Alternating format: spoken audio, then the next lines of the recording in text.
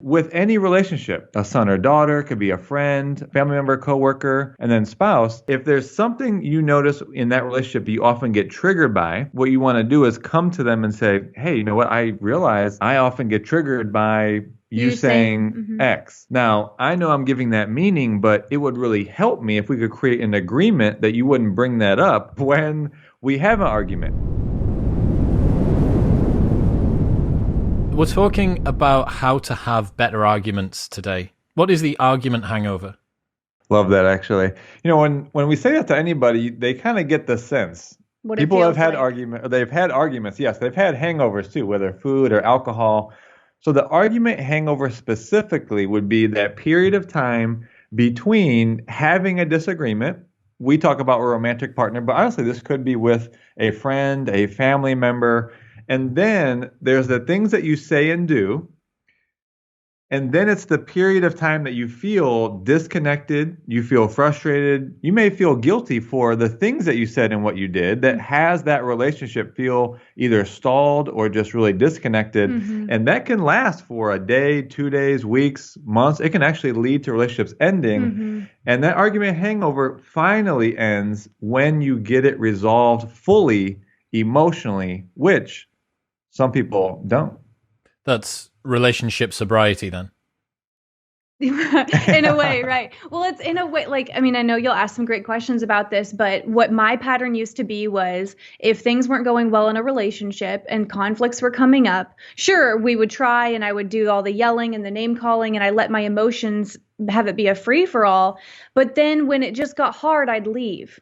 And sometimes I think really I think across the world that there's a big conversation about relationships should be mostly good. And we don't see a lot of portrayals, especially in media, of like what does healthy conflict look like and how to stay in a relationship even when things get challenging. So people, unfortunately, like you said, will just leave the relationship. Or how to leverage that conflict into an opportunity to grow and strengthen that understanding and that relationship.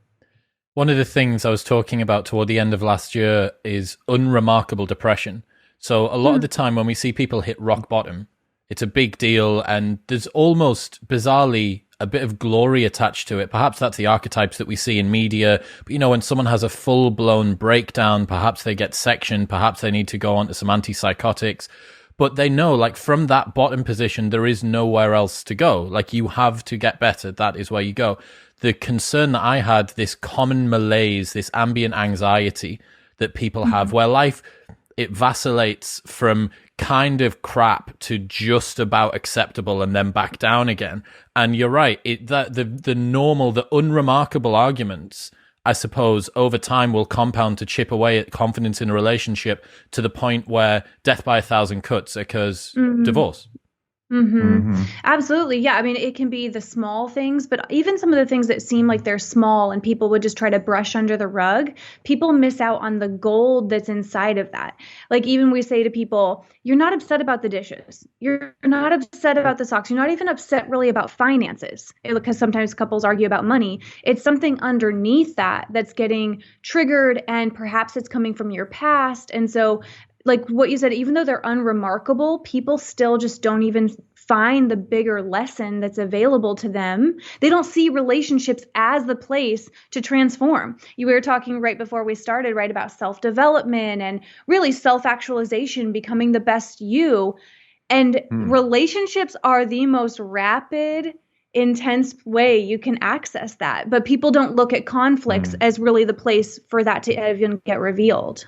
Is that because we presume that relationships should just be smooth sailing, and if there's arguments, then that means problem, and if there's problem, then there's Tinder on my phone and, you know, 3.5 billion other people of the gender that I'm attracted to out there, I'll just crack on? Right. We don't like being disagreed with, right? So the moment that our partner threatens our ego and our ego gets triggered, you're disagreeing with me. You're not getting my perspective. And also, you know, people do say things that are damaging in times of conflict. You read about parts of the book and we talk about emotional triggers. And that's really what we want to rewrite the script on is conflict, especially healthy conflict, can be a good thing for your relationship. And if we can have couples embrace conflict in a new way, I really think breakups would decrease, divorces would decrease, and overall there'd be more happiness in relationships. I mean, we do live in a society with so much comfort, right? So there's a certain level of avoiding anything at all that seems uncomfortable because of the houses we live in, temperature controlled. We have food at our fingertips. We have Amazon Prime that'll bring anything to our doorstep immediately. So we do live in a very, comfortable society. Of course, that quick hit of dopamine. And so we don't really have the level of acceptance or allowance to go into the uncomfortable to find what might be in there. I wonder whether there is, thinking about me, I try and put myself into situations of discomfort, sometimes voluntarily, sometimes involuntarily by accident, quite regularly. But I don't see discomfort in a relationship as an area for growth. That's a paradigm that I would need to step into. So hopefully today you can deliver that red pill. What are the outdated beliefs about conflict? Even the one you just touched bad. on, exactly what you just touched on is even one that it's bad and that I should instead change the partner. So the moment things aren't going well, you talked about like the uncomfortable and people lean away from that. Now, of course, if there's a line where a relationship just isn't aligned, right? But if there's alignment in the relationship, you have a shared vision, you have a shared, values, you actually desire the same type of relationship. And that's a lot of times where people need to start. What kind of relationship do we even want to build towards? So if you align in that way, then one of the outdated beliefs is that conflict shouldn't be happening. And that if we do argue and we get triggered, my triggers, if he judged me based on how I showed up when I was triggered and quote unquote gave up on me, I wouldn't get to transform to be the person that I am now. And so I think one of the outdated beliefs being it shouldn't be happening. Yeah, or rocking the boat, a similar one, bringing up something more proactively because it is going to bring up a conflict. And the analogy here, really to your point, why does this seem to be the paradigm right now in romantic or any relationship is because the way we see it and the very first response, even within our own mind, our first thought and then our following actions are more like a boxing match. So it's like the bell rings and now you're going against that person. Now, what we want to invite, especially couples into, is that you can take your initial actions, your initial thoughts and following actions to get yourself on the same side, more like a basketball team or a football team that faces an opponent, but they do it as a team. Now, all of a sudden, as a team, you're looking at how do we overcome this challenge? How do we see this challenge as what it could provide for us to grow, to strengthen, to become a better team, to win the game, to win the championship? So if you can take the steps to first stay on the same team, looking at the challenge rather than coming at it like a boxing match, you've changed the game. Absolutely. Team is the word that I had in my head, and it's one that I've been thinking about a lot recently as well. I was a bit of a bastard, I guess, through my 20s with girlfriends. I wasn't a particularly good boyfriend, like just classic young lad that was a dick. And there is something that's happened over the last 5 years, and I really, really hope that all of the people that I care about that listen to this show, and everyone else as well that I don't care about, that they can have that same transformation, because I can't wait to settle down, wife, dogs, kids, because I know all of the work that I've done and the time that I've spent on myself, I want to make them better. But I don't think that I would have had that mindset 5 years ago. And I can also see another world in which I would have never moved from being that person to being the person that I am now. Much more cognizant around my emotions, much more aware of the texture of my own mind, much more understanding of other people and the vicissitudes that they're going to go through in life, right? How much of the development of a relationship is on the individual and how much is a combined effort between the partners? Oh my gosh. Well, I'd say it's 100. It's 100% both, right? It has been. So I started self-development before Aaron, and I ended a previous relationship that, interestingly, he had all the things I'd check off from a superficial level. All the things we would put on a dating app. What kind of career? They're funny. They like to exercise. they like this kind of music. So from a superficial level, they met all those criteria. But there's a thing that needs to be added to dating apps. Are you open to self-development? And that was the big thing that we didn't align on. He did blame me and project things onto me that were really things for him to look at. So, okay, that relationship wasn't aligned. He wasn't even willing to really look at that. Now, I knew what I wanted. I wanted, yes, all the fun, superficial things because we're human beings and we like those things, but I wanted someone who was open to self-development. Now, did that mean the moment I met Aaron, he was like, yeah, sign me up for every seminar you're attending? No, he was like, what's self-development? What? I went to college. Is that what you mean? And it took some time, which would be another story. University over there. Yeah, university over there. But basically, we, within our relationship, look at everything as like he mirrors things to me. So he is showing things that are within myself. And so we have created a relationship, and it took years to do this, where we see everything as something we can learn about ourselves. And at the same time, there's maybe just a dynamic that's not working. So we're playing off of each other. And what I do triggers this and back and forth. So then, yes, we look internally, but we also, and this is what I think a lot of people don't even know is available, we learned relationship skills.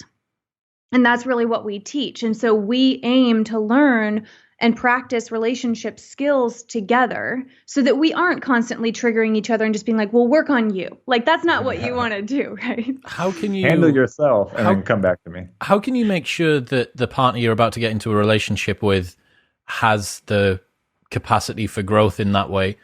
Either an interest, the ability to get over their own inertia, the ability to not be insulted. Like, do you just say on your first date, do you just force them to read Carol Dweck? Like, is that the solution? You just say, right, have you read Carol Dweck? If you have, then we can go out together. If you haven't, then sorry, this isn't going to work. Yeah, I really wasn't maybe all that open or that all that far along, right? I had a point that had math equations in it. So to your point, I think, when we get down to the point of what is life really about, it's about evolution of who you are as a person. And you might say your highest self, your spirit's own evolution. So if that's the purpose, then everyone's on that path, and it's just going to be, what step are you on? So I think just seeing that a partner is open to realizing that that is really the purpose and then taking whatever step for them. So Jocelyn invited me to do a personal development seminar, which I was open to, right? I wasn't yet open to reading, like, let's say Wayne Dyer or Neville Goddard about consciousness yet. I am today. Mm-hmm. So I think to your point, you can't judge someone's path from the beginning or how fast they'll go.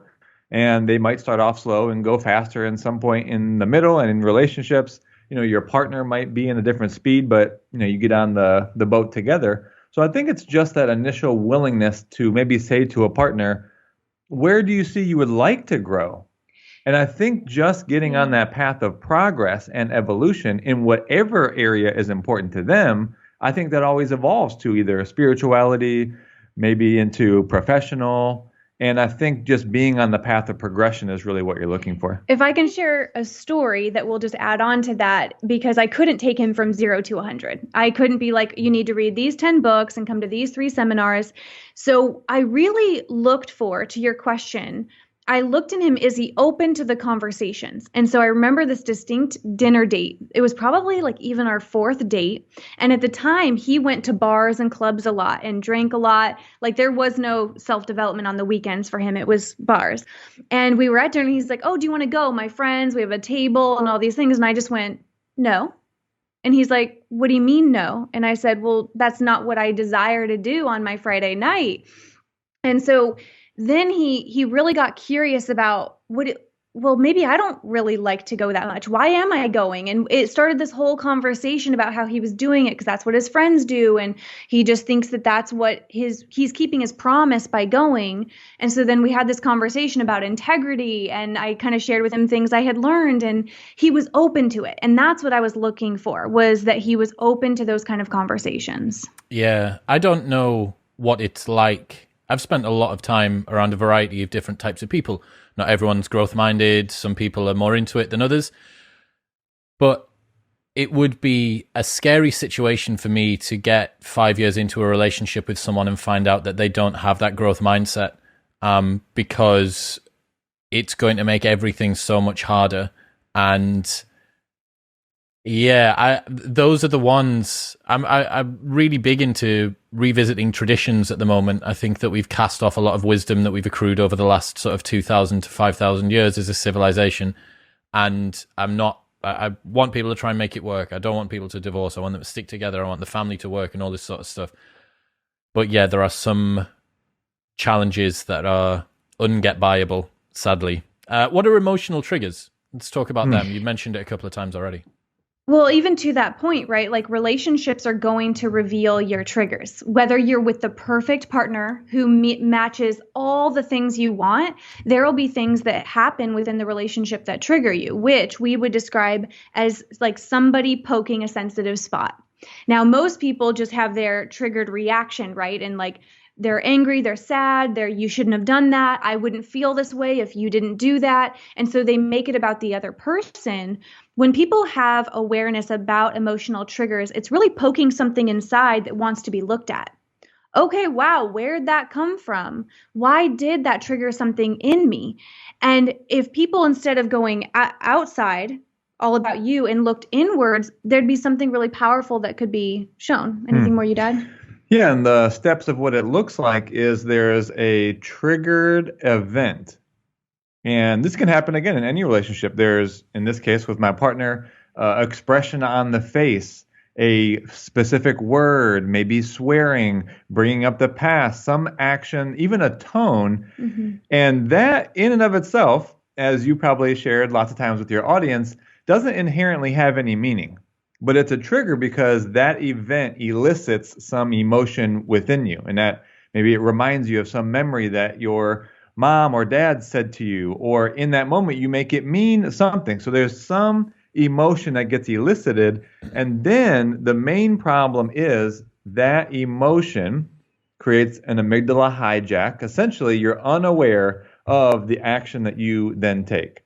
And that's really sort of the problem with the argument hangover, is because you do more damage and you extend the argument hangover because you're unconscious of the then triggered behavior that you take automatically. Don't have to even think about it. I had Donald Robertson, who's a CBT trained Stoic philosopher. So this guy's got the new age and the old age all combined together. And he was talking about how much our judgment is impaired when we're angry. And he said that anger is one of the worst impacts that we can have on our judgment. And I'm going to guess that one of the most common emotions that people find when they get emotionally triggered is anger. Oh, it's intoxicating. It releases chemicals in your body and you're not really thinking straight. However, people can train themselves to interrupt it. So it is possible to not do the damage that's normally caused by the triggered behaviors.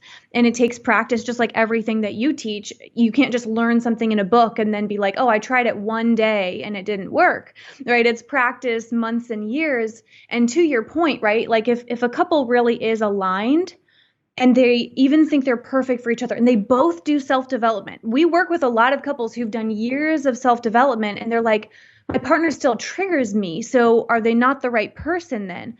No, that means it's pointing to something within you to look at and go at, where is this in the past? And that's really where, I mean, we just really have transformed. Yeah, it's powerful in any relationship then. We were talking earlier about you either approach it as a boxing match or being a football team, right? Approaching a game or a match.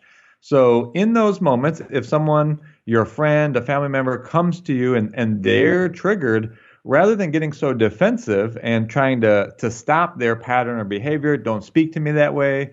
If you could just pause and say, hey, it seems like you're triggered. That's how you start to make that shift from a boxing match to being on the same team, in a match together. Is, hey, seems like you're triggered. Is that right? What emotion is there for you? So you've already stopped the pattern for them, and now you're helping them be introspective of what is the emotion. Ideally, if you can get to what the event was, and then not just apologize, I'm so sorry I did that to make you feel that way. The self-realization then says, what meaning did I give to that event that caused that within me, not trying to get your partner to now stop doing all of the triggering events so that you don't get triggered. Have you seen Chris Voss's work? Have you read much of that stuff? Yeah. We're in a mastermind with him. Love him. Yeah. Amazing. So yeah, he's amazing. He came on the show a couple of months ago, and obviously he's got that. It seems like there's something on your mind. Yes. It seems like there's something on your mind. It feels like there's something that you need to talk about, like that. And you don't realize until you speak to someone like him, who's obviously an absolute elite of communication, you don't realize just how disarming that sentence is. It's amazing. It seems like there's something on your mind, and you just realize like it's not judgmental. It's not even what's wrong. Like what's wrong everyone's had that asked by a partner, and there is a fair bit of baggage that kind of comes along with that. Like it seems like there's something on your mind, and you just go like, and you just seem to open up. It's such a softening sentence. It really is. It's powerful that you bring that up too, because one thing we talk about in our book and you talk about archetypes. Well, we have 4 communication personality types of you and your partner, which then leads to 10 different dynamics. But often an assertive partner would be with a more reserved partner. So maybe one that's not speaking up as much. And so this conversation can be, well, that's great, but my partner doesn't share. So to your point, Chris Voss has a technique called mirroring. And so for the reserve partners, if you mirror, and then for those of you that haven't read the book, if you just repeat the last 1 to 3 words that your partner says, then for instance, maybe they come to you and say, I can't believe you did that. Did that? And you raise the inflection of your voice, that person is going to basically automatically take it deeper. So it's a powerful place, though, for those that are assertive and reserved to use this mirroring to help your partner go a little bit deeper with it. Well, and to that point, and I love that Chris Voss, like we have so much aligned with him, is communication, because I'm sure so many people in relationships identify communication is the biggest challenge. I mean, we've done over 44 couples workshops, and the number one reason couples attend is communication. But here's what's interesting, and I'm sure you might run into this or already have in your dating experiences. Even if you meet someone who's doing self-development and they're like, yeah, I'm really working on my communication, they get frustrated. Like, I don't think that's really working on your communication. Like the way you're doing it is not right. And so then they can kind of judge the way they're communicating. So we say communication is not one size fits all. And that's why we created the 4 communication personality types, because different approaches are needed for different types, different tempos, different how much time each person needs to process. So I'd say for those who are similar to you, who are wanting to attract that great partner, is to realize that they still might be working on being a great communicator. It might not just look exactly like you. What are the different types and how should people utilize them? Yeah, so it's in a 4 quadrants, basically, like a normal 2x2 grid, right? And you fall into one of the 4. So there's assertive, inflexible, assertive, flexible, reserved, inflexible, and reserved, flexible. So assertiveness to reserve, some people go, oh, I'm assertive because I talk a lot. That's not true assertiveness in the sense that we mean. Assertiveness is the openness and willingness to share your thoughts, needs, emotions proactively. So not in a reactive manner once you're already upset. It's asserting yourself ahead of time before it's even become a challenge. More reserved people, it doesn't mean that they never will open up. It's more so that they usually take more time to process their thoughts and emotions. They need to be asked in a different way. They need it to even not be just sitting kind of with all the attention on them. So that's the assertive to reserve scale. And then flexibility to inflexibility measures how open and willing you are to adjust your perspective, your behaviors within the relationship based on what's needed in that moment. Like different seasons of a relationship kind of in a way call for different perspectives and behaviors. And so that's flexibility to inflexibility. And what does that mean for people? How should they utilize those with regards to their communication? Well, let's do our example of our 2 types. Well, so Jocelyn is, and when we talk about like assertive, inflexible, you could probably fall into a different type in a work setting or with family and friends, and even different aspects of your romantic relationship. So we have people look at, when you are triggered, when you have emotion come up, what do you sort of default to? So Jocelyn's really is assertive, inflexible, where mine is reserved, inflexible, to where if Jocelyn immediately shares something and I get defensive, I'm going to more so shut down. I'm going to pretty much like stop talking. If we're driving in the car, I might look out the window. And though I felt like that was better than reacting back, raising my voice, saying whatever came to my mind, I initially thought that was better. But here comes to find out, Jocelyn feels pushed away. She feels isolated, and it disconnects us. It separates us. So what I learned for me being a reserve type is I don't have to become assertive, but I want to at least engage into the conversation by saying something to Jocelyn like, "Hey, Jocelyn, I'm realizing I'm triggered, and I'd like a few minutes to process my emotions. Can we come back to this in 5 minutes?"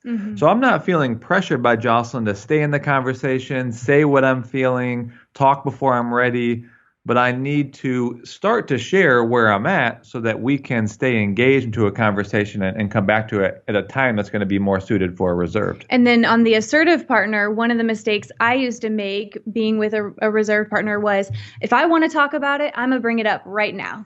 And that would blindside him. And because he needs more time to process his thoughts and emotions, he would shut down, which would then frustrate me. So then I'd overcompensate even more. And it would then become this power struggle and turn into a disagreement. So now what I do, this is just one of the ways it's impactful, is I give him a heads up if there's something we're going to talk about that's actually important. I mean, and I know it seems like it's so simple, but it makes all the difference. If we're going to talk about having kids, instead of me blindsiding him on a hike, "Hey, I'd like to talk about starting a family, and I know you like to think about things ahead of time. Would you feel up for discussing it on our hike this weekend?" Anything. It could be finances. It could be your intimacy. Even if I want to talk about our relationship, I don't say, "Hey, we need to talk right now about something that happened." I give him a heads up about it, and hasn't it made a difference? Totally. Yeah. I don't feel blindsided. When I feel blindsided, what else is there for me to do except be defensive? So we're already, again, in the boxing match rather than being on the same team. Which type do you think you fall into? The assertive inflexible, assertive flexible, reserved inflexible, or reserved flexible? I'd say probably assertive inflexible. Okay. Although if any of my exes are watching, then just comment below and let me know. That'll be interesting. They're not going to be watching. One of the things that I've been interested in is how much individuals should share in the context of couple dialogue. So I understand that becoming emotionally triggered with things and opening up about the way that you feel, and also warning someone that something's going to come up and all the rest of it, there has to be a glass ceiling on how much you can break the fourth wall around the inner workings of your own mind. And speaking from personal experience, when I feel like I have nothing left to find out about the person, that there's nothing new and nothing spontaneous occurring, and also the fact that a lot of what goes on within our heads, we may say, "Here's a thing that I'm feeling," but 10 minutes later or 15 minutes later, it'd be like, "Yeah, actually, that just dissipated. I probably shouldn't have brought that up." How can people know when they're oversharing, essentially? They might think, right, relationship skills, brilliant. Jocelyn and Aaron have said, I'm going to develop my relationship skills. How do they not overshare? So what I'm hearing in that is, in a way, like, do I need to share every thought and emotion that I have? It's an interesting question. What we would really do, because we have practices where even though we are so open in our communication, every single morning we have time just with ourselves. So we meditate, we journal, this is after exercise, and we process a lot of what's there. Now, do we share every single thought? No, I don't think so. I think if it's actually important to have a series of questions that you may have seen that have you kind of clarify, is this something actually important to me versus is this a blip? We would call it. Is it just a blip moment? So there's some great questions to kind of be able to reflect. So if it isn't a blip, meaning it really isn't that significant, it was just a momentary thing, and it's actually important, we will share it. But we definitely reflect before we share a lot with each other. Like, we really have worked to not just reactively bring something up in the heat of a moment. What would you say? Well, I think so far in this conversation, talking about emotional triggers, it can seem like we're talking about things from the past, healing and evolving from there. But now we're missing basically the point of being in a relationship is to create, to imagine the future that isn't yet, that we are stepping into and creating by being in a relationship. So I think to your point, do I need to share every emotion and feeling? At some point, you've really cleared up the past. So now you're free to create anything you want. The nature of consciousness, the nature of being alive, it's infinite. So when we talk about a space of infinite possibilities, you can get excitement, you can have high anticipation. Do we want to travel? What kind of experiences do we want to have? Do we want to be influential? Do we want to start a business, start a family? Now you're into the imagination of the whole purpose of why you're together. And, looking at consciousness, our outer world is actually a reflection of our inner world, of what we are imagining, what we are already feeling as already being done. That's a really powerful, exciting conversation to be imagining with your partner, which once you clear up the past, that's where we want people to live all the time. Absolutely. I mean, very much our thoughts shape the world around us. We don't exist in the world. We exist in the mental model that our brain has constructed of the world. And the more baggage and extra bits that you don't need, the more drag is on that mental model, the more cognitive biases you have, the less rationality, the less balance, all that sort of stuff.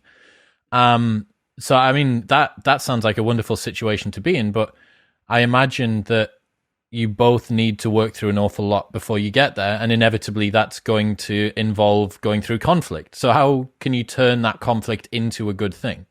I love that, because we didn't come to each other, as you heard, like all shiny, ready-made. And I transformed everything, right?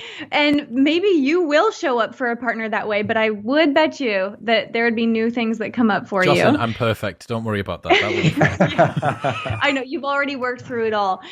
So conflict, yes, we see that as something that really is showing something inside of us. And we have this whole 5R process to truly reconcile after a conflict, because just saying I'm sorry is not enough. It doesn't truly repair things afterwards. And one of the 5Rs that I think is important to your question is the 5th R, which is to reconcile the conflict as an opportunity together. So we actually just had a session with a couple right before this, and there was something that came up between them the last couple of weeks, and how she remembered it was, that was a bummer. That was frustrating. It got us off course, slowed our momentum. We were doing so well before, and there was a lot of discouraged feeling in that. And so we said, okay, let's change the way you remember it. Let's reconcile the situation as an opportunity. And I'm telling you, it's totally different. After our disagreements, we always go, great, what did we learn about ourselves as individuals? What did we learn about our relationship and what our relationship needs? Because you may or may not have heard this before, but we see our relationship as a separate entity from who we are. So after that conflict, what did we now learn our relationship needs? And then also, how are we better? How are we stronger? And when we change the way we remember it, we actually saw the possibility that was available. Conflicts aren't a problem. They really create a whole new possibility. That's interesting, and also ties in with a lot of what I believe around the way that we act as humans. Like, the fact is that nothing is really good or bad. It's all just a learning experience. And if you lean into the discomfort as a feature of life, not a bug, you are going to encounter things that are going to go wrong. You're going to encounter catastrophe, both chosen and unchosen, both by your doings and by other people's doings. And the only way that you really can go through that is to think, okay, what did I learn from that? And it's one of the beauties of trying to cultivate curiosity, that if you're interested in what's coming next, you're very rarely scared about what's going to happen. You're just constantly thinking, oh, how interesting. Isn't this, like, even the level of equanimity that I think we all should aspire to get toward is that when you sense an emotion, you don't attach yourself to the emotion, but you question, wow, how interesting that I'm feeling this. Why? Isn't that cool? Like, isn't the sensation of nervousness, I've got this sensation in my stomach and I can feel myself getting hot up towards my cheeks and, all of the different things that you feel. But it takes an awful lot of work to get there, as you say. I also think as well, the reconciliation thing ties in with the peak end rule. Are you familiar with this from psychology? So Ben Hardy, who's a mutual friend of ours, he talks about this. So the peak end effect is a Daniel Kahneman study, and what they realized was that the two biggest retainers in terms of memory from any event are the most emotionally intense and the end. So they put people through endoscopies, which are quite uncomfortable, where you get a camera inside of you. And they were able to give people a little roller where they could rate out of 10 how much pain they were in. And then they asked them to retrospectively look at how much pain they had been in after the event. So during the event, they're moving this camera around, and basically the more movement equates to more discomfort. So they have two controls that they can work out fairly easily. Like, look, this is movement, which should equal pain. In one of them, the pain went to a higher peak, but lasted for longer and then dipped down at the end. And in the other one, it was fairly flat and peaked and then tailed off and sort of finished as soon as it was done. What they found was that in the iteration of the study where people had had the procedure elongated, but the elongation was at a much lower level, they retrospectively classified it as being lower pain, even though they'd been under a higher peak and a longer amount of time. And one of the weird things that they talk about from this is that if you have a child who's going in for an operation, one of the most compassionate things that you can do, especially something like the dentist that's going to be perhaps uncomfortable, one of the most compassionate things that you can do is to try and extend the procedure out so that the end of the peak end rule has this low discomfort, because that sort of thing is what can impact children growing up into adulthood, having a fear of the dentist for the rest of their lives. And when you think about, okay, retrospectively, I'm going to look back on this argument. What is the last thing that I'm going to remember from this argument? Is it doors slamming and me walking out, going out of the house? That perhaps might even be the peak as well. Or is it going to be us going, look, this is something that we need to work together on. Let's hug, let's blah, blah, blah, candles and a bath and whatever it might be. And I love that. And that was such a great depiction of that principle and correlating it to arguments. And what I'll say for some people, because I don't want people to think, oh, wow, it's going to take us a while to get to the point where we're reconciling this within the conflict itself. Sometimes it's a separate moment. Like sometimes there might be, especially for the peak, maybe you both get triggered and you're saying and doing things that aren't constructive. So you're like, okay, let's call a timeout. Then you take a break. And what we'd say is don't let the break be too long, though. Sometimes people will let it be days before they've really come back together and they're kind of giving each other the one-word answers and they're just getting by.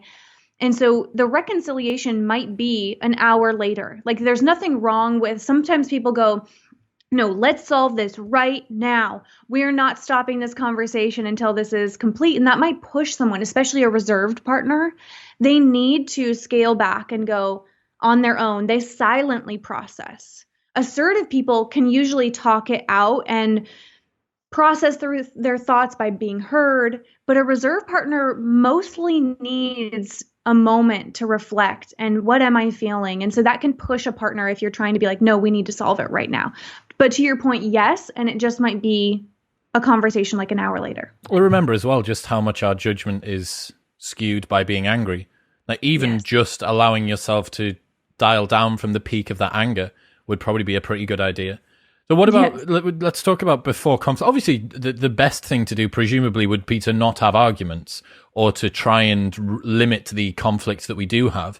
But if it's going to happen, what can we do before we have a conflict?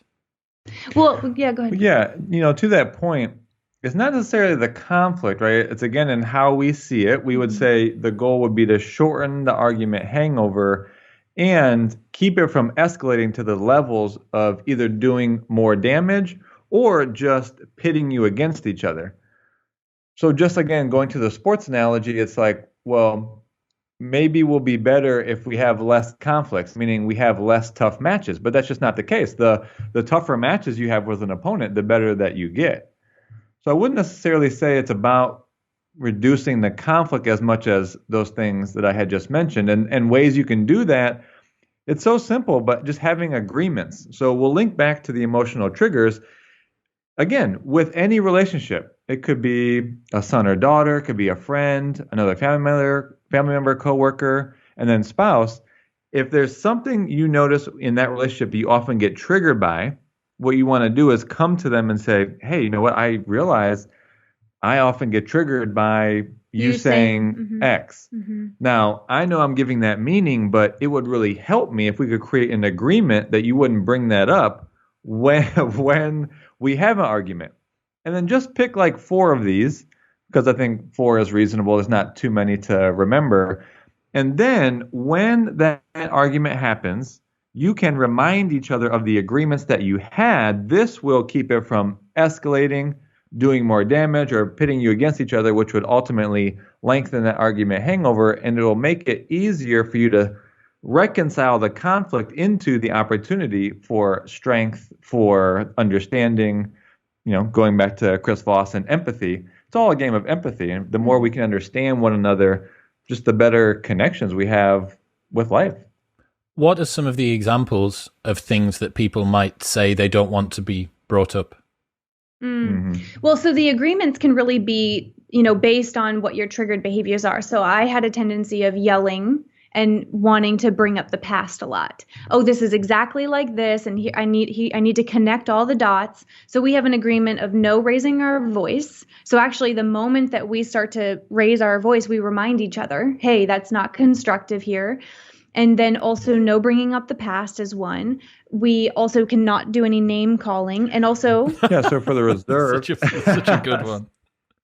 The reserved, I noticed that to really benefit both of us, I'm going to agree not to shut down and say nothing, remove my attention or energy from that conversation. Leaving the room. And in with that would be also turning my back and just leaving.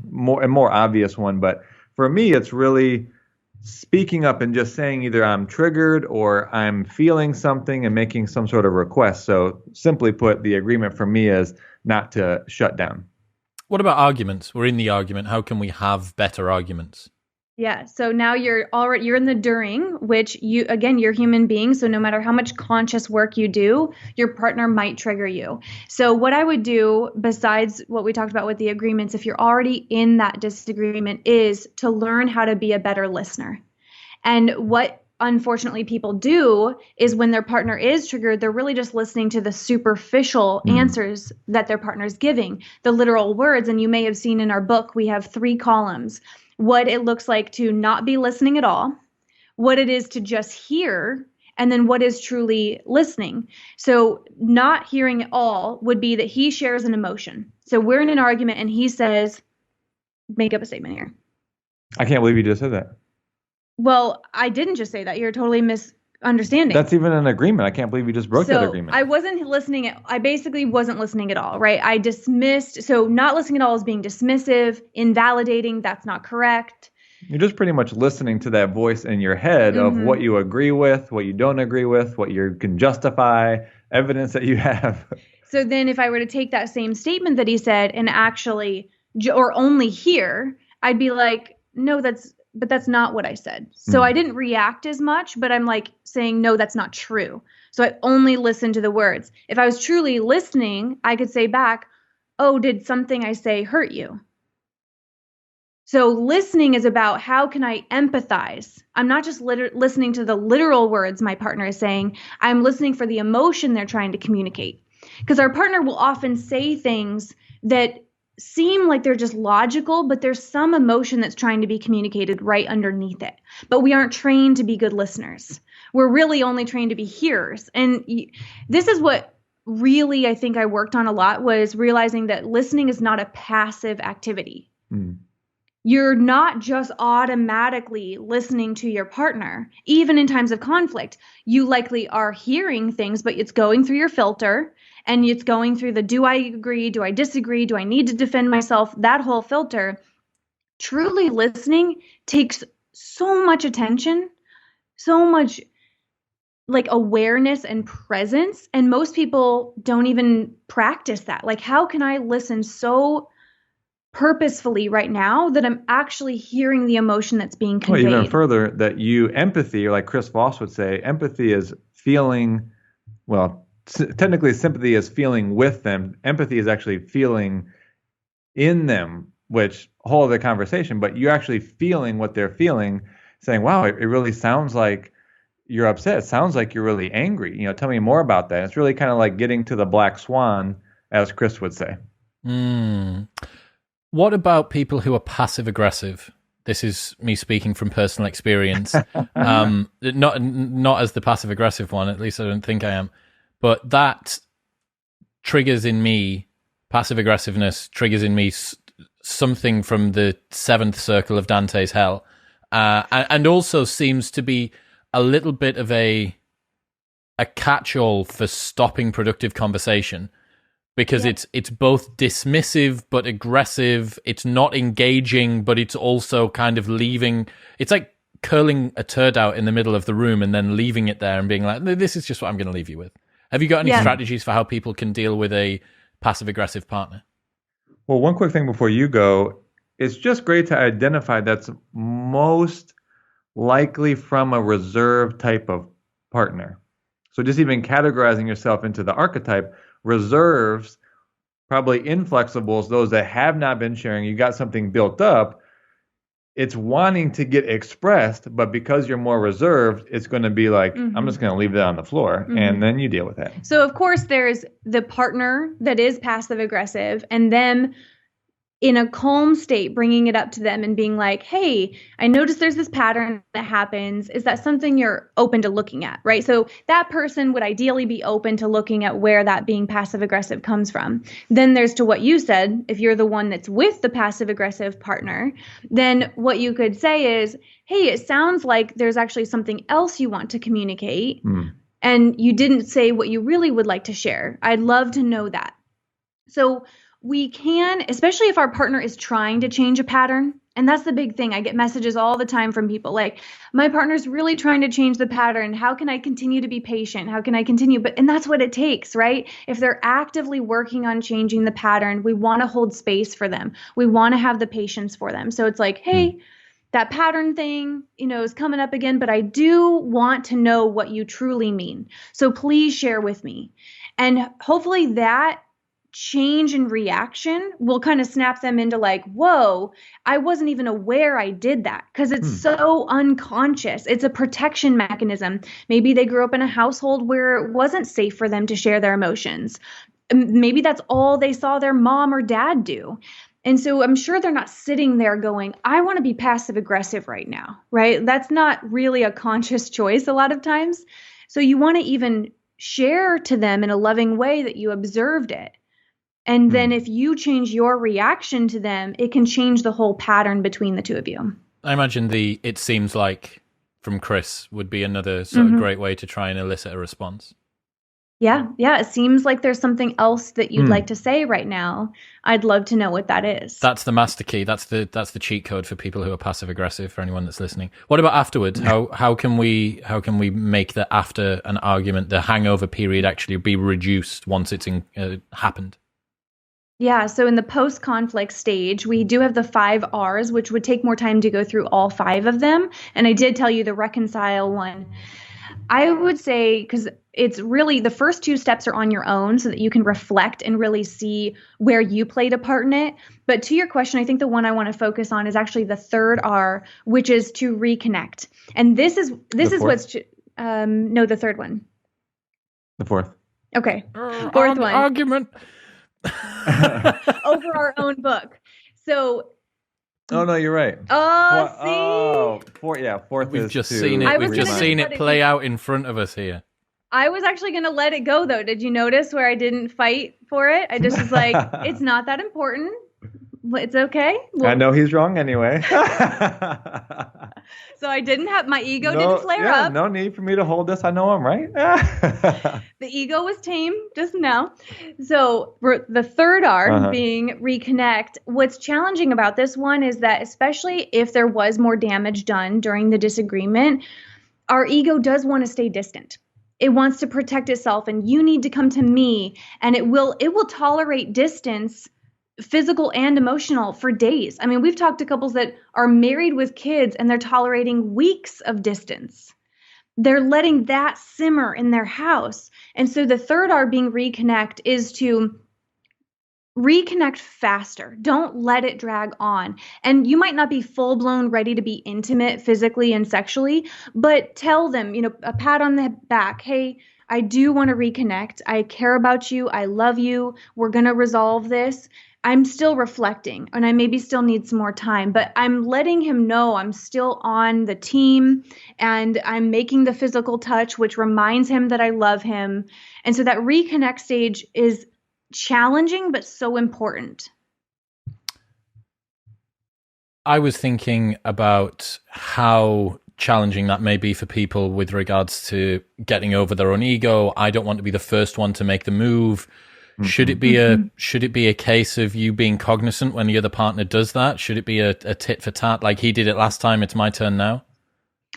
I know that comes up, and that is actually what gets you into the conversation, is to share where you saw responsibility.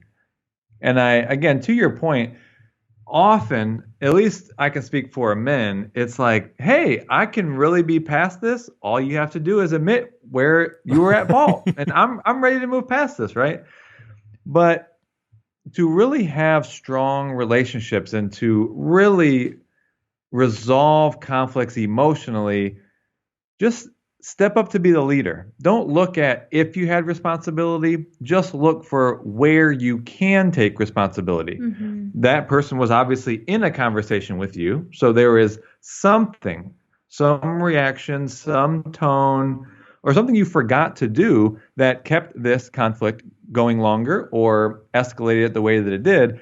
And then so going to your point, with Ben Hardy, there is that sort of reciprocity, right? There's also mirror neurons. So either one of those ones that you want to use, when you come to your partner and you lead first by saying, here's where I see I'm taking responsibility, often the other partner is going to say, you know what, where I see responsibility for myself is this. So if you can just try going first, I think you will often see that the other partner will meet you there too. It seems to me like so many of the challenges that relationships come up against are these self-fulfilling spirals of resentment and passive aggressiveness and argument and clanging and unresolved problems and more tension and more tension and more and more and more and more and more, and it just winds up. As opposed to the other side of this, which is when you can start to break that cycle. So I'm going to guess that one of the keys is to try and set the tone early in a relationship as well as you can. Obviously, you can't go back and restart the relationship, so you need to start from where you are. But upon beginning a relationship, trying to make this the modus operandi for how people go about things, I'm going to guess is a good way. Also, I have a buddy, Savan Matosian. Do you know who that is? I don't know that name. So he is the ex-head of CrossFit Media, but he's made a name for himself raising his 3 kids. So him and his wife have a boy who's 6 and 2 twin boys who are 3. And he has a very progressive way that he brings them up there, remembering the names of capital cities whilst balancing on a balancing board. His kid's just done 140 days of skateboarding in a row. He's a grey belt in Brazilian Jiu-Jitsu and all of these sorts of things. And one of the tools that he has with his partner is whenever they argue, they always make up in front of the kids, even if they didn't argue in front of the kids. That we say the same thing. I think that's a really cool heuristic for someone without kids, but it just seems like a really good way to show your children, look, like this is how things happen. Because as a kid, your emotional intelligence isn't sufficiently developed to understand that I might have overheard mum and dad having an argument earlier on, but I never actually knew if they made up. They might have made up in the car on the way to work or over text message or on a phone call or when I went to bed. And you're just left thinking, well, maybe I'm going to be, that's it. Like off to the orphanage I go. Yeah. Yes. Totally. You want to let them see you repair it. Parting thoughts then, any things that you think that we haven't covered so far, or any tips that people should take away that they can enact this straight away? I think just really focus on the way to improve the relationship is by learning relationship skills. And there's nothing wrong with you, with your partner, with your relationship. Like if you genuinely feel an alignment between the two of you, then focus on learning those skills. And of course, we'd love to be a part of that. Whether you read our book or just follow us on social media, we want to support you in gaining those relationship skills. Where should people go to check out your stuff? Well, since we're in book promotion mode for the argument hangover, as we've referenced, we have several $200 worth of pre-order bonuses that are definitely worth grabbing a copy even before it hits shelves. And that's at theargumenthangover.com. And then we're on social media. We're meet_the Freemans, and we're super engaged on there. Yeah, those are the two big. Then that, of course, Instagram just links you to everything else that we have. Perfect. Guys, thank you very much for today. Hopefully we'll have saved some relationships or at least reduced the volume of some arguments. Yeah. You've asked some great questions. Absolutely. Thank you so much for today. Thank you, Chris. My pleasure.